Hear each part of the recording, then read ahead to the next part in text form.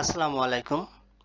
আমি চাচ্ছি যে উপরে আমার যে সেকশনটা রোলিং করতেছে এক্সক্লুসিভ সিজনাল পিক, বামে একটা ইমেজ আছে এরকমের একটি সেকশন আমি আমার ওয়ার্ডপ্রেস এলিমেন্টর ওয়েবসাইটে অ্যাড করতে চাচ্ছি। এটা অ্যাড করার জন্য আমি প্রথমেই একটা নতুন কন্টেনার নিব। কন্টেনার নেওয়ার পর আমি এখানে এই যে উপরে প্লাস আইকনে ক্লিক করে এখানে লিখব যে ক্যারুসল। আমি যদি এখানে ক্যারুসলটা লিখি,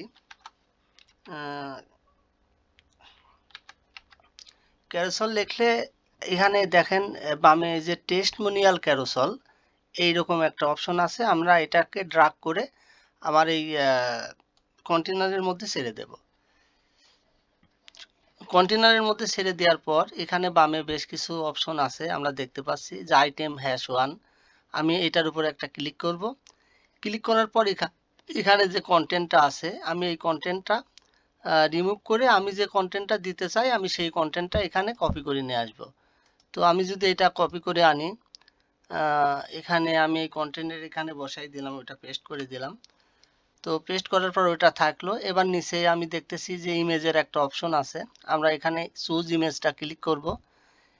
ক্লিক করে আমি আমার আপলোডকৃত ফাইল থেকে যে কোনো একটা ইমেজ চুজ করে দেব। এখানে চুজ করার পর এটা কিন্তু এখানে চলে আসবে এবং তারপরে দেখেন এই যেখানে নেম জন ডু, আমি এই নামটাকে রিমুভ করে দেব এখান থেকে এবং তার নিচেই দেখেন যা টাইটেলটা আছে আমি টাইটেলটাও রিমুভ করে দেব। রিমুভ করে দিলে আমরা কিন্তু লক্ষ্য করব যে এরকমের একটা অপশন আছে। এরকম প্রত্যেকটি ঘরেই আমি এভাবে চেঞ্জ করব। তো চেঞ্জ করলে আমি পরের ঘরটা একইভাবে এখানে আমি কপি করে নিয়ে এসে কন্টেন্টটা পেস্ট করে দিলাম। তারপরে এখানে আরেকটা নতুন ইমেজ আমি লাইব্রেরি থেকে ধরাই দেব। আমি মনে করলাম যে এই ইমেজটাই ধরাই দিব। এরপর আমি যদি লক্ষ্য করি যে এখানে নেম আছে, নেমটা রিমুভ করব।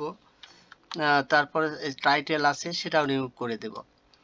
এরপরে আর একটা অপশন আছে আমরা দেখতেছি এখানে আর একটা ব্যাপার, আমি যদি এখানে আরও নতুন কোনো অপশন রাখতে চাই মানে 3টা 4টা 5টা যে কয়টাই রাখতে চাই আমি কিন্তু এখানে যে কপি অপশনে ক্লিক করলে সেটা চলে আসবে, কপি হয়ে যাবে। আমি আবার নতুন আর একটা এখানে ওপেন করে একইভাবে এখানে পেস্ট করলাম। তারপর আমি এখান থেকে একটা নতুন ইমেজ দিয়ে দিলাম। লাইব্রেরি থেকে একটা ইমেজ আমি এখানে চুজ করে দিলাম। তারপরে একইভাবে নাম এবং টাইটেলটা রিমুভ করে দিব এখান থেকে। এটা রিমুভ করে দিলাম। দেওয়ার পরে আবার আমি পরবর্তীতে আইটেম 4 যেটা আছে সেটাকে আবার এডিট করলাম, করে এই কন্টেন্টের এখানে আমি আবার নতুন কন্টেন্ট যেটা আমি দিতে চাই সেটা কপি করে পেস্ট করব। একইভাবে আমি ইমেজটা নিব। আমি যদি এখান থেকে এই ইমেজটাই সিলেক্ট করি, তো এটা সিলেক্ট করে দিলাম। তারপরে নাম এবং টাইটেল এই দুটা রিমুভ করে দেব। আমি যদি এগুলো রিমুভ করে দিই তাহলে কিন্তু এখানে আমার অপশনগুলো চলে আসলো। এখন বিষয় যে দেখেন যে এখানে আমার টাইটেলটা উপরে এবং ইমেজটা কিন্তু নিচেই।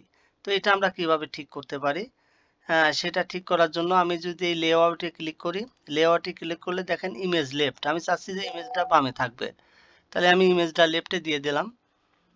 এখন কিন্তু আমার সবগুলো বামে চলে আসলো। এরপর আর একটা ব্যাপার, এখানে আমার কিন্তু একটা দেখাচ্ছে শুধু, কিন্তু আমার এখানে কিন্তু এক লাইনে বেশ কয়েকটা স্লাইড করতেছে। তো এটা আমি যদি ঠিক করতে চাই তাইলে এখানে আমি করব, এই যে অ্যাডিশনাল অপশনে যাব।